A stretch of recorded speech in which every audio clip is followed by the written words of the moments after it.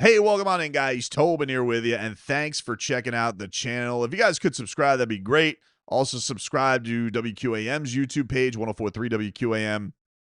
Myself and Leroy Horde, we do a radio show every weekday, 10 a.m. to 2 p.m. You also check out my QAM friends, Joe Rose, Hockman, Crowder, and Solana. Go check them on out. Dan Day and Vlad, check them on out on the weekends. They're streaming live. Game Day Uncensored comes your way 4 hours before kickoff. You'll catch me on that. So yeah, man, that's fun, and we're having a blast here, man. It's a good time. Heat season's about to get going. Panthers season is in the midst of things as I record this right now. I believe they're off to a lead. Let me see. Cats, yeah, they're up 1-0. Need it, dude. Need the Cats to give us some kind of feel good, especially the way things are going everywhere else in the sports universe. Heat winless. I want to say this. I may sound crazy, right? I talked about this on the broadcast a little bit last night, but it wasn't streaming anywhere. We were only on the AM dial, so I don't know how many people heard it. There's no podcast of it. But I talked about this with my guys, Solana and Tommy Tog, and I was talking about the winless preseason, and is it a concern? And Tommy actually brought up an interesting fact. I don't know if anybody knows this, but the Heat, their preseason record last year, 4-1. The last thing I remember at the preseason last year, I remember I went to the Wembanyama game, and I remember Jimmy Butler. It was one of those games that actually, you want to know how much the preseason was false and a false sense of where things were. Jimmy was actually in a pretty good place, at least publicly, with the Miami Heat. And the thing that I actually remember about the preseason, now that I think about it, when Tommy brought that up to me, the thing that stood out to me was Jimmy Butler in that game absolutely was going crazy. I forget who Chris Paul was messing with, but he was messing with somebody on the team. And Jimmy Butler lost his mind and was like just trolling Chris Paul like crazy. And he played like he really, really gave a damn. And I was like, man, this is a good sign.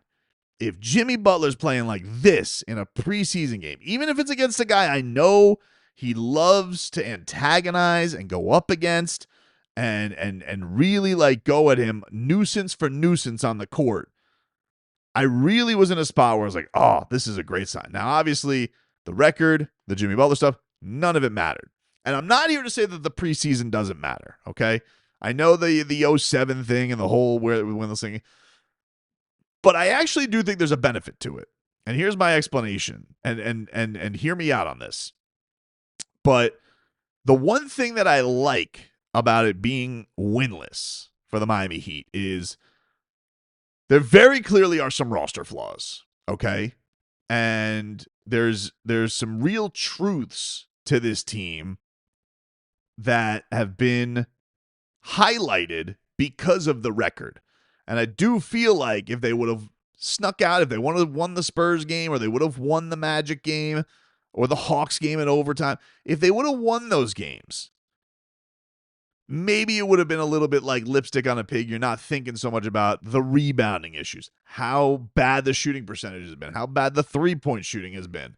And so now it's kind of just staring you there in the face, and you have to deal with all these things. And you got about a little over a week of preparation to get into it. So from my standpoint,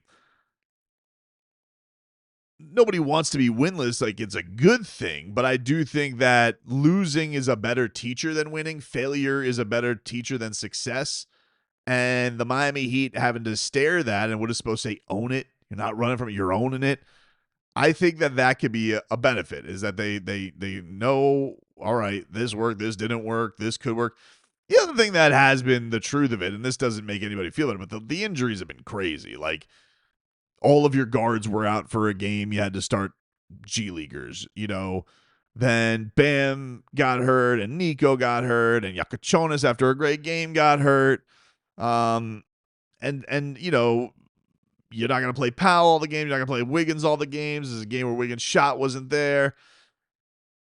So I've had very little to get worried about, but I do think, you know what? All right, let's make a note of it. Let's take the truth of it. The Heat don't necessarily have enough shooting on this roster. Let's take note of it. The Heat need to bust their ass and rebound a little bit better. Let's take note of it. This is a team that is turning the ball over willy-nilly. Well, it's not a lot of chemistry. They don't know each other that well. And so I feel like I'm going into this thing Still optimistic because I'm Wild Heat Coyote. I can't help myself. Meet, Heat in 5. But I also am like facing the truth of it, which is like, all right, but they have holes, and these are the things they really need for it to get going. I talked on the radio show. I don't want to double dip because I kind of talked about this a little bit, but we had a big segment on Bam today. So go to the YouTube page. You guys can watch that. I'll actually link it in the description, so if you guys want to check it out there. But, and his importance to fixing all this. Yesterday at the red, white, and pink game, you didn't glam on too much because everybody was out. No Wiggin, no Ware, no Nico, no Bam, no Tyler. Although Tyler did tell the crowd, I'm going to be back sooner rather than later. I don't know what the hell that means, but he was walking around. He's walking around. Looks like what seems to be pain-free. Bam was back at practice day. Nico was back at practice day. Good things. The Heat, they were estimated to be worth over $6 billion. Good things. I think that was top 8 in the league or 6 in the league. They were, so that was the thing that came out today. Eric Spoelstra got the official nod today for Team USA. All the players came in. That was very Goosey's. I enjoyed that very much. I liked it. It was Goosey's galore, dude. I did like him too, also talking about Pella and Nico and all that stuff. He says, bring them up there. Let's chant USA with those guys. So Spo was being a bit of a rascal with that stuff too. But at the red, white, and pink game, the only guys that like are gonna play like Wiggins, Davion's a defensive pit bull. He ain't gonna flourish in a scrimmage. Wiggins, he has no time for scrimmaging. It's not his deal. Like, he doesn't want to do windmill dunks, so he throws up a couple threes. But the guys who probably starred the most were Keyshawn Johnson, Hella Larson, who would have been the best player if not for Norman Powell. And I didn't even know that they kept stats on this stuff. I was on the radio broadcast. I did not have a box score with me, but I saw in Anthony Chang's article, according to the Miami Herald, Norman Powell finished with 46 points.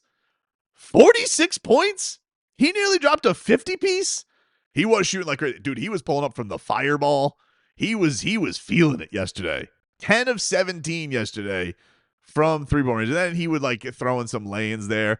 But Pella Larson had 27 points, 9 rebounds, and 3 assists. And he was dunking all over the place, dude. He was having a party. So I just thought I thought that was an interesting thing about what those guys finished with. And the Heat did make a roster move today. They let go of Steve Settle, Temple's own. I don't know what that means for his prospects of being on the Sioux Falls Cowboys. Very lanky guy. Threw up some threes, but I don't know. They ended up signing Bez Mbang. That guy needs a Mike Biamonte. If I say him, if I'm any close to Mbang, if it's Bez Mbang, that dude needs a Mike Breen game. Needs to.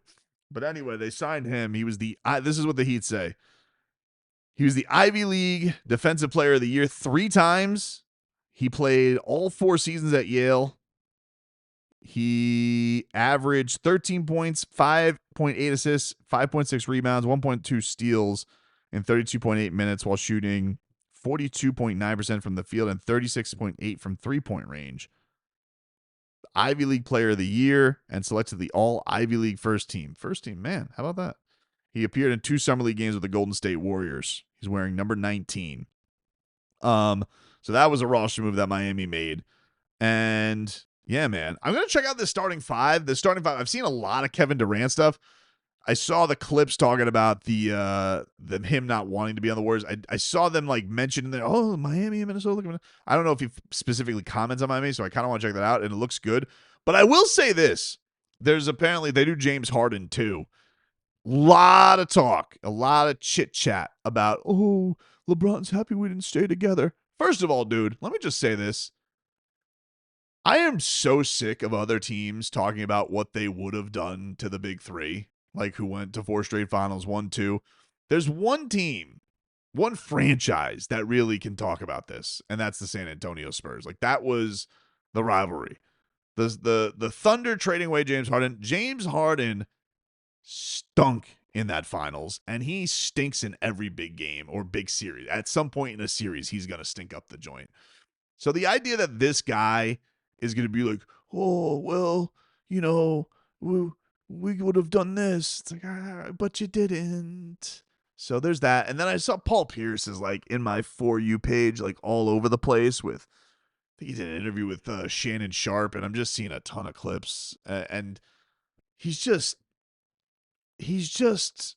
resistant to the truth, which is ironic for a guy with that being his nickname. But this guy's sitting here and he's like, oh, if we were the same age as LeBron wouldn't have won all those titles. It's like, yeah, but you also had other chances. Like what happened in your series against, that you've had your other finals appearance. You guys didn't do so hot. You had your chances there. The Heat gentlemen swept you. Then you guys were lucky. Chris Bosh missed more than half the series. Comes back, beat you with some threes. LeBron has one of the great games of all time, and then you get slated home again, and then you guys got traded. You and your buddy Kevin Garnett, your podcast co-host, got traded to the Nets, and you got gentlemen swept again. That's why they brought you there. And this guy's sitting here talking about, oh, LeBron wasn't really our rival. The Heat weren't our rival. LeBron was our rival. Because he was upset that Ray Allen ended up leaving. Okay, couple things here, dude. He said that I would have rather Ray Allen gone to the Lakers, who are a real rival. And it's like, look, you and the Lakers, you guys, you went tit for tat. Good for you. Here's the thing, though, dude. If the Heat weren't your rival, then why do you got such a bee in a bonnet about them? You're beefing with Udonis Haslem all the time. You seem to think that you would have had Dwayne Wade's career with all the players that he had. Your whole life is a fortune cookie of what if. And you seem to take it very personally that Dwayne Wade was a way better player than you, has better accolades, left the game more beloved. And then you were like, oh, I'm not really beefing with Udonis Haslem. He said something about Bill Russell. First of all, he didn't say something about Bill Russell. Let's be clear about this. What he told his team was, he was telling his team, relayed, by the way, not by Udonis Haslem, but by Bam Adebayo on UD's podcast, was that he hates the Celtics so much, he said, F everything about the Celtics, and then looks up in the rafters because they put Bill Russell's number 6 up there honorably. And he said, and F Bill Russell too. There was no real animosity about it. The dude was working himself in a lather to get his teammates fired up. Stop acting like you took it so personally. Everybody knows what it means to the game. Everybody knows what Bill Russell meant to the game. Stop acting like UD took some real whiz on the great legacy that is absolutely one of the great winners of all times and legends in this game. But you're acting like he said like he was a bum. He didn't say that.